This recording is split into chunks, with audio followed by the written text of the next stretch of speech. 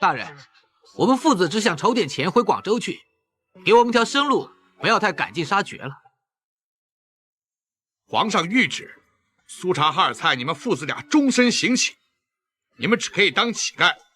我是奉旨办事。来人，在，把所有东西搬走。是。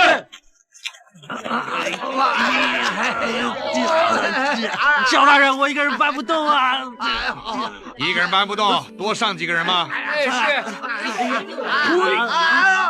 爹，你怎么样了？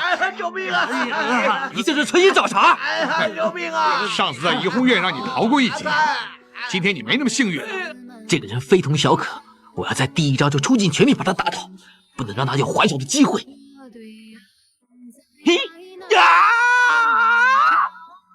苏灿万万没有想到，自己拼尽全力的一击竟被赵无极轻松拿捏。此刻他才明白，自己的武功与赵无极相比，差的绝非一星半点，而是云泥之别。赵无极眼中满是嘲讽，出手毫不留情，当场就打断了他手脚的骨骼和全身的经脉。由此一来，苏灿的武功全废。这一刻，他才真正接受现实，自己再也不是那个武功高强的武状元，往后余生只能靠行乞苟活。不久前，苏氏父子因为作弊被皇上下令抄家，一道圣旨更是让两人终生行乞。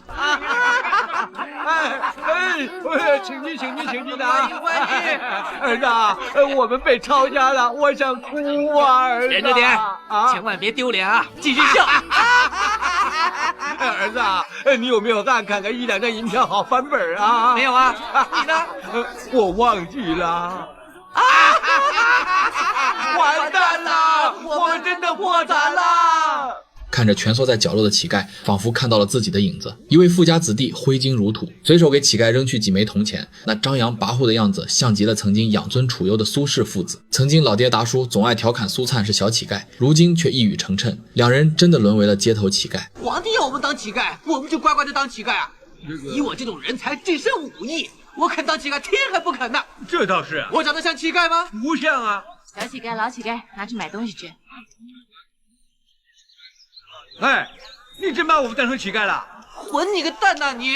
嘿，太离谱了！靠着路人的施舍，父子二人暂时填饱了肚子。老爹表示可以去大街上坐一会，说不定晚饭就会有着落了。可苏灿骨子里的骄傲尚未被彻底磨平，他梗着脖子反驳，认为想要钱不必如此卑微的伸手去讨，随手就拦住了一位路人。哎，兄弟，贵姓大名？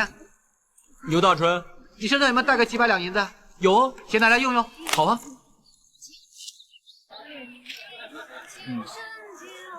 多谢。我为什么要给你钱？你问这么多干什么啊？我总该知道嘛。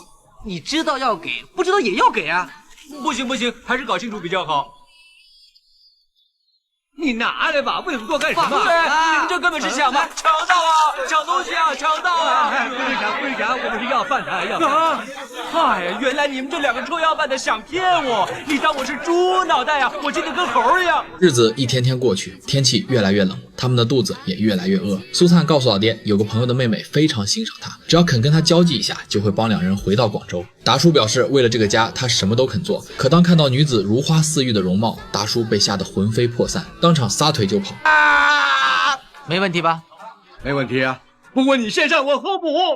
两人无奈之下，只能在街头卖艺，表演胸口碎大石。却不料在这里又碰到了赵无极，看着沦为乞丐的苏氏父子，当即吩咐手下故意刁难两人。苏灿为了救达叔，只能出手。苏灿知道赵无极绝非等闲之辈，他不敢有丝毫保留，准备第一招就拼尽全力。哪知自己的拳头在他面前如同花拳绣腿，赵无极只是用单手就轻松挡住。紧接着，赵无极打断了苏灿的骨骼和全身的经脉，他打碎的不只是苏灿的骨骼和经脉，更是他心中的最后一丝自信。曾经不可一世的武状元，在赵无极面前竟渺小的如同尘埃。达叔看着奄奄一息的苏灿，心如刀绞，他背着苏灿一路跋涉，最终在城外的一所破庙暂时安身。这破庙本就是乞丐的落脚之地。达叔将苏灿曾是武状元，与僧格林沁有过交集的往事讲给大家听，大家也慢慢接纳了父子二人。苏灿看着曾经贵为广州将军的老爹，为了自己甘愿放下体面与尊严，他心中满是悲凉与愧疚。曾经与如霜的约定也在他脑海中不断回荡，刺痛着他的心。当我的丈夫要武功盖世，状元之才，一人之下，万人之上，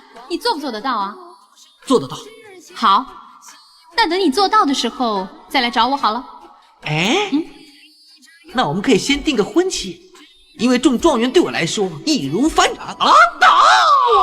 从纨绔任性的富家子弟到金榜题名的武状元，再到因作弊被抄家沦为乞丐，短短半生大起大落，这般巨大的落差让他每晚都在噩梦中惊醒。转眼间过去了2个月，在老爹的细心照料下，虽然苏灿的手脚可以动，却依旧没有完全康复。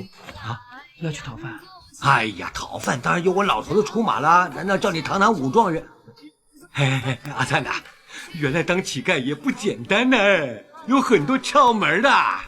哎，不是伸只手出去就能要到钱的，起码得拿个脖子，这样才叫有身份呐。乞丐还讲究身份，真屌都笑歪了。哎，快点走啦！来了，再不去又要不到饭啦！哎，是。你还真以为你是以前的大将军啊？曾经养尊处优的苏老爷为了儿子，他甘愿放下了所有的体面和尊严，主动拿起破碗走上街头，向路人乞讨。路边有个乞丐写下自己悲惨的经历，博取路人的同情，赚取赏钱。达叔看在眼里，等那乞丐走后，达叔准备借用他的地方继续行乞，可没想到那乞丐转头就狠狠擦掉了地上的字。老兄啊，你别那么小气嘛，你不会自己写啊？我是看你下班了，借你地方用一下嘛，真是的。你当我傻瓜？苏灿并没有就此沉沦，他在破庙对着石碑开始学习练字，一笔一画笨拙而认真。这一刻，他终于读懂了当初师爷的话。日子一天天流逝，寒冬悄悄降临。这天早上，达叔颤抖着身体，高烧不退。可即便如此，他醒来的第一句话还是关心苏灿的温饱。他挣扎着想要起身出门讨饭，却被苏灿拦下。这一次，苏灿放下所有的骄傲，决定出门讨饭，只为了眼前为自己付出一切的老爹。没有问题的，我会有办法。你休息一下，我要到钱回来带你去看大夫。